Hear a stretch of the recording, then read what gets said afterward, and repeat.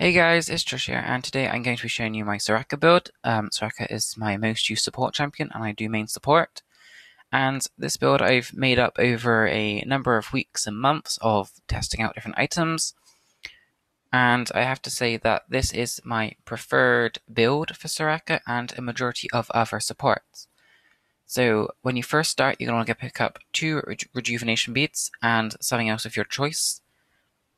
On first back, you should get a Forbidden Idol for the mana regeneration to help with your heals and also to poke with your Star Core. Now, you're probably thinking, why is there a Warmogs there? Why are you building such a tanky item on a support? Well, for Soraka, you can spam your heal 24/7 as long as you have the health and the regeneration. And that's what this build kind of works towards. So I do pick up that. It's really useful. You can get about 20-25 seconds, I think, health regeneration per second at some point if you have a full build kitted out. And then the next thing I build towards, which the Forbidden Idol builds into, is the sensor. I can't highlight over it, but basically the item gives whoever you're giving a buff to an attack speed and additional damage per attack. Let me just try and find it for you. So here it is. So it gives 40 ability power, 10 cooldown reduction, 8 movement speed, and 100% base mana regeneration. Your heals and shields on another champion grant them 15 attack speed and 13 magic damage on hit for 6 seconds. This does not include regeneration effects or effects on yourself. So I can't give it to myself, but that doesn't matter, because for Soraka, I can heal almost every 1 second at high level endgame, and with her Blessing, her ultimate, she can tag everyone with this item. So everyone on your team is going to do 50% more attack damage, 50% attack speed, sorry, and 30 magic damage on hit. That's all going to add up. It's all going to be really useful. This item's really good on Sona, Tarek, Nami. She is really good for. It's good on any champion that can heal a decent amount. I wouldn't say Janna because there are some other good items for Janna. So for boots, I get cooldown reduction boots with Home Guard. I get cooldown reduction because if you build maximum 40% cooldown reduction late game, it equals out to, I think, 1.4 seconds cooldown on your heal. So that pretty much means if you're in a safe place, you can just keep spamming and you can just keep healing and healing and healing. I wouldn't pick any other boots because armor boots you don't really need, in my opinion, if you're tanky with a Warmogs. You don't need magic resist. You don't need magic penetration because you don't really do that much damage. I only build a bit of AP just to boost the heal up a little bit more. So now I get this item. You're probably thinking, why do I get the Frost Queen's Claim? Now this item's a little weird. I know people build this first. A lot of spots do build into this item first because you get the additional gold on hit, but honestly, I only get this item for the ability. It will slow them down, where is it, by 80%. Now, if someone's trying to run away, you can do that quickly on them. So if it's a Vayne, for example, trying to dodge away, quickly do that. They're 80% slower. It's gonna really annoy them and get them killed sometimes. It's also good for engaging fights and disengaging fights. You can quickly just cast that, it can hit them all.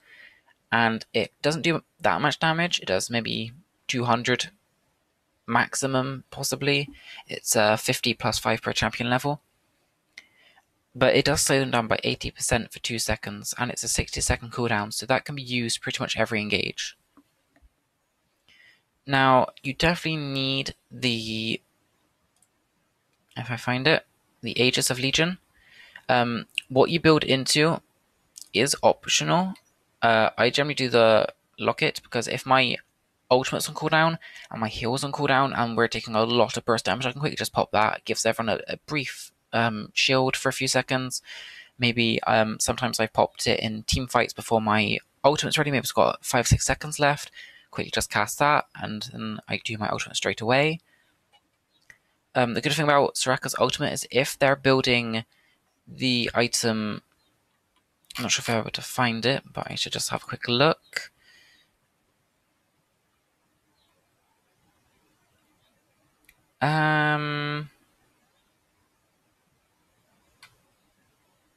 Here it is. It applied.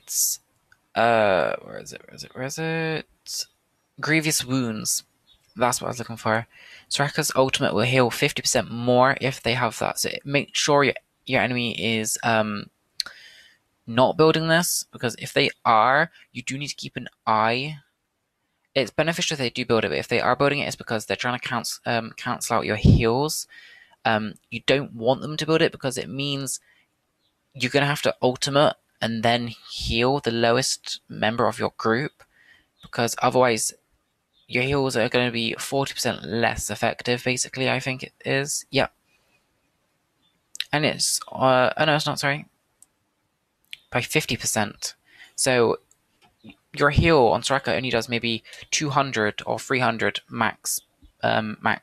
So that'd be 100, 150. It's not really going to be effective. And for 4 seconds, and I think it refreshes every attack, it's going to really mess things up. So make sure they don't build that. But if they do, don't worry, because your ultimate will double heal for the amount. So if it does maybe a 400 health heal, I do 800 instead. Now I get the Zeke's Herald for the pure reason of the extra attack damage, the extra life steal. It helps everyone, including yourself. You might notice that late game you don't have a good poke. You might auto attack, and that's why I also build the Frost Queens, because you do extra damage. You also steal some gold. If you do your combo, which is Q and E, generally do E and then Q, try and trap them. One auto attack with the Frost Queen is going to do about 400 to 500 damage, if I'm correct, maybe 500 to 600.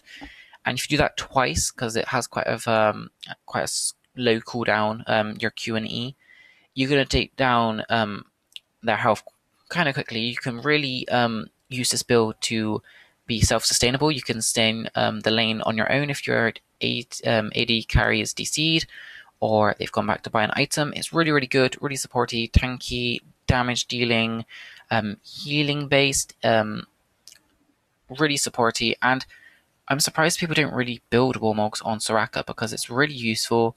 Same with auras nowadays. They removed the 2 aura items, which is health and mana, for some reason, which is a shame, because I would have really used them in this build, replacing Frost Queens with one of them, maybe the mana regeneration.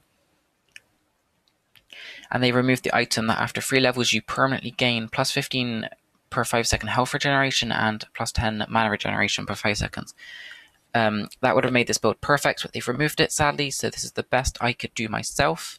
Like I said, I do main Soraka, I main support. I know pretty much all the good builds. I know some pretty bad builds and pretty trolly builds, but it's just out of who I play against, really, I learn these builds from. And I've seen other Sorakas not build this, and they don't do as well as I do. I don't know if that's just because I main support and they don't, but this build generally does help you. And if you're a new support, try this build, because on anyone, really, anyone that has a healing skill, because of the crest sensor, sorry. And if they don't have a healing skill, change the sensor out for something else, another support item of your choice. So I hope you find this useful, and stay tuned for some more builds. I might get some more done. I might do an Annie build, because I main Annie also mid. I have 2 mains for some reason, support and Annie. Doesn't make sense, I know, but thanks, stay tuned.